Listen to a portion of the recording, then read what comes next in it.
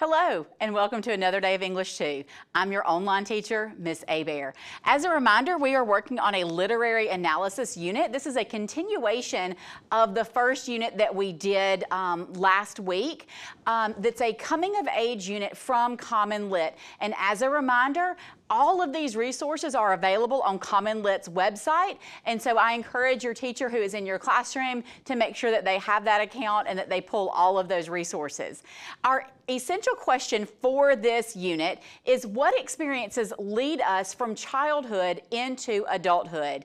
And our end of the unit task is to write an essay in which you explain your perspective on what it means to come of age and how we become an adult. And you're going to use evidence from multiple texts and your own experiences to support your argument. And as a reminder, you're going to use all of those texts from our last unit as well as the texts that we will introduce during this unit. And there's only 2 additional texts that we're going to introduce, but they're longer texts and they're going to take us a couple of days each to go through. So today we're going to be reading a short story called American History, and it's about a turbulent day in a young woman's life.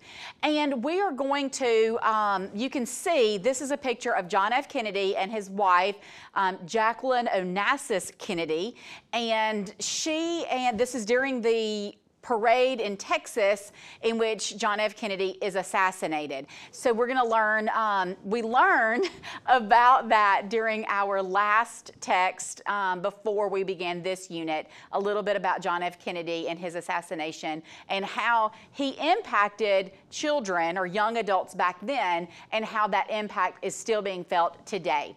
So before we get too involved in the text, I'm going to give you a little bit more background about Kennedy. So Kennedy's time as president inspired many people to feel a greater hope and idealism about America. He was a young man. We had had presidents who had been much older at the time. There were a lot of things going on. He was also the first Catholic president who had ever entered office or been in the office of president. And so there were a lot of things that were giving young people hope and hope for their future. And so that was one of the things that was really impacted those young people. Again, you need to understand that civil rights groups and people of color in particular saw Kennedy as fighting for their cause. A lot of historians, however, agree that he could have done more to promote equality during his time as president, but he wasn't really president for very long. It was a little over a year, maybe 2 years that he was president. And so he did try to make some positive impacts on society, especially for the civil rights movement. What I want you to think about real quick, do you believe it's better to be idealistic or realistic, and why? So I want to explain what these 2 words mean first. A realist believes in just it is what it is and it's not going to change. An idealist believes, oh, the greater things can happen, the excitement is coming, there's something better coming in the future. Like everything is that positivity. So I want you to take a second and talk with a partner, and then if your teacher agrees, raise your hand and share those answers. Great. I know that you guys shared some really great answers with your teacher, and I think that you guys really have some great ideas on what it means to be idealistic or realistic and how you want to be and the person that you want to be. And so I think those are really good ideas. As you read today's text, we're going to specifically look at how setting develops suspense and contributes to our understanding of a character. Again, I want to remind you of our signposts. So those are those markers that can help guide you along the way to understanding as you read fiction. When you notice them, make sure that you're marking them in the text, because those signposts will help you understand character and help you understand that character development, and how setting will help you develop, help that character develop. And so really pay special attention to those signposts as we read. So American History is a short story that's set against the backdrop of President Kennedy's assassination. Elena's innocence allows her to build a friendship with a boy from a different class and background. This innocence is shattered when she is faced with harsh and ugly truths about the world. As we read, you will analyze the relationship between the setting and the young girl's understanding of her world. And so you should have a copy of the text. Your teacher should give you a copy in your classroom, or your teacher may want you to read online on the platform for Common Lit. Either way, there are guiding questions as we read. And we're going to start with a whole class reading, and I'm going to stop every time there is a discussion question in the margin, and I'm going to have you write down some answers and think about some things that this text wants you to think about as we read. All right, so follow along with me. Here is what your text should look like. Follow along with me as I read this first section. I once read in a Ripley's Believe It or Not column that Paterson, New Jersey is the place where the straight and narrow streets intersect. The Puerto Rican tenements known as L Building was 1 block up from Straight. It was, in fact, the corner of Straight and Market. Not at the corner, but the corner.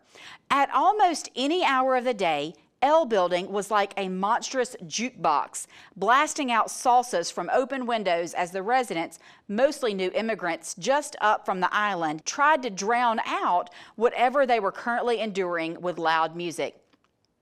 But the day that President Kennedy was shot, there was a profound silence in L Building. Even the abusive tongues of viragos, the cursing of the unemployed, and the screeching of small children had somehow been muted. President Kennedy was a saint to these people. In fact, soon his photograph would be hung alongside the Sacred Heart and over the spiritualists' altars that many women kept in their apartments. He would become part of the hierarchy of martyrs they prayed to for favors that only one who had died for a cause would understand. Okay, so what I want you to do real fast is look at paragraph 1 and underline 3 details that describe the residents of the unusual sounds of the L Building. Go through and highlight or underline 3 pieces of evidence in paragraph 1. I'll give you a second to do that before we continue. All right, I'm going to continue reading, so follow along.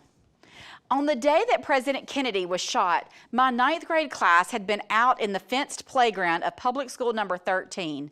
We had been given free exercise time that had been ordered by our PE teacher, Mr. DePalma, to keep moving. That meant that the girls should jump rope and the boys toss basketballs through a hoop at the far end of the yard. He, in the meantime, would keep an eye on us just inside the building. It was a cold day in Paterson, the kind that warns of early snow. I was miserable since I had forgotten my gloves, and my knuckles were turning red and raw from the jump rope. I was also taking a lot of abuse from the black girls for not turning the rope hard and fast enough for them. Hey, skinny bones, pump it up, girl. Ain't you got no energy today? Gail, the biggest of the black girls, had the other end of the rope, yelled, Didn't you eat your rice and beans and pork chops for breakfast today? The other girls picked up the pork chop and made it into a refrain. Pork chop, did you eat your pork chop? They entered the double ropes in pairs and exited without tripping or missing a beat. I felt a burning on my cheeks, and then my glasses fogged up so that I could not manage to coordinate the jump rope with Gail. The chill was doing to me what it had always did, entering my bones, making me cry, humiliating me. I hated the city, especially in winter. I hated public school number 13. I hated my skinny, flat-chested body, and I envied the black girls who could jump rope so fast that their legs became a blur. They always seemed to be warm while I froze. All right, in paragraphs 3 through 5, the text asks us to poll the class, but what I want you to do is just write kind of real quickly whether or not you believe that the girls innocently were teasing Elena, or were they deliberately trying to hurt her, or both. So write your answer or jot your answer down in the margin, and I want you to talk about that with your shoulder partner for just a second. Good. Now, who wants to share out with the rest of the class? What do you think?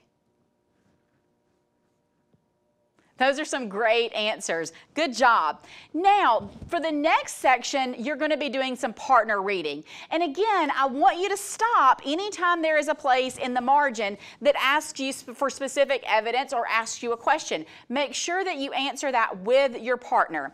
After you complete paragraphs 6 through 10 with your partner and answer the questions in the margins, then you're going to do some independent reading, and that's going to be paragraphs 11 through 21, and then you're going to answer those independently, not with that partner. And then tomorrow, we will finish the rest of the reading. We'll do a little bit by whole class reading. I'll read a little bit more to you, and then there will be a couple of other activities for you to do. But for now, I'm going to say goodbye while you do your partner and independent reading. So until next time, happy reading.